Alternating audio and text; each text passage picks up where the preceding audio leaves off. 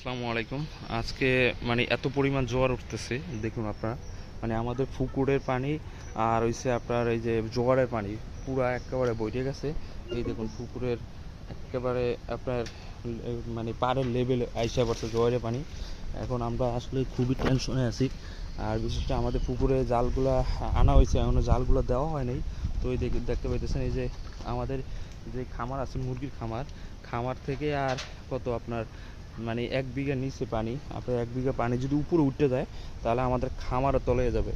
আর এই যে আমাদের এই পাঙ্গাস মাছ দেখুন সব এই যে এই একেবারে কানায় এসে পড়ছে। আপনার যেই জায়গাতে জয়ের পানিগুলো ঢুকতেছে, তো এই জায়গা দিয়ে যে আমাদের পানি ঢোকার লাইন রাখছিলাম, কিন্তু এখন আপনার যে সমস্যাটা হয়েছে সেটা হয়েছে আপনার দেখুন আমাদের এই পাশ দিয়ে এখন জাল দিয়ে রাখতে হবে।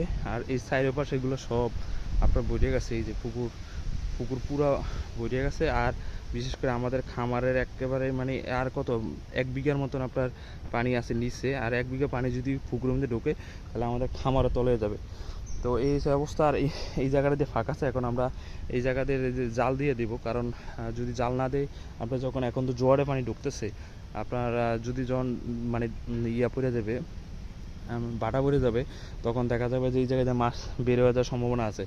আর আমি যতটুকু জানি আপনার পাঙ্গাস মাছ নাকি পুকুর থেকে যায় না, যেগুলো আপনার পাঙ্গাস, কিন্তু এই পাঙ্গাস মাছ একেবারে পুকুরে পাড়ে চলে আসছে। তো এটা আসলে চলে যায় কিনা সেই ভয়ে আছি এখন। কারণ মোটামুটি আমাদের এই জায়গায় 6 মনের মতন আপনার মাছ ছাড়া হয়েছে, দেখুন একটা পুকুরে পাড়ে।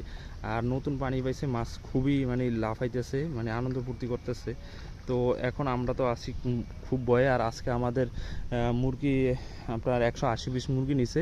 প্রথম নিচে আপনার 260 পিস, আজকে নিচে 180 পিস। এখন আমরা এই কিছুক্ষণ মুরগি করে দিয়ে আসছি, এখন আসছি মাছের এই জায়গায়। দেখুন মাছ একেবারে পুকুরের পাড়ে চলে গেছে। এই যে পুকুরে কানায় এসে মাছ করতেছে, লাফাইতেছে। এখন এই জায়গাটাই সবচেয়ে মানে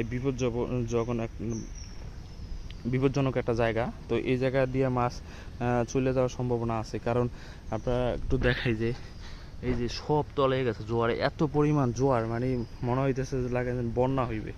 তো এই অবস্থা, আমাদের জন্য সবাই দোয়া করবেন ইনশাল্লাহ, যাতে আমরা সব কিছু ঠিকঠাক থাকে। সবাই ভালো থাকবেন। আসসালামু আলাইকুম।